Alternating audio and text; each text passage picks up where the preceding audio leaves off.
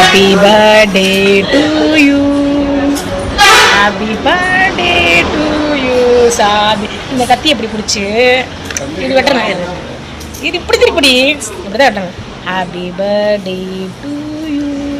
Low budget cake ஊதிட்டு தானே வெட்டுவாங்க இல்லையா? மறந்துட்டேன். ஊதுடி ஊதுடி ஊது ஊது ஊது ஊது ஊது. Happy birthday to you. மச்சான் நான் தான் மச்சான் வெட்டணும். இப்பவும் மறந்துட்டேன்.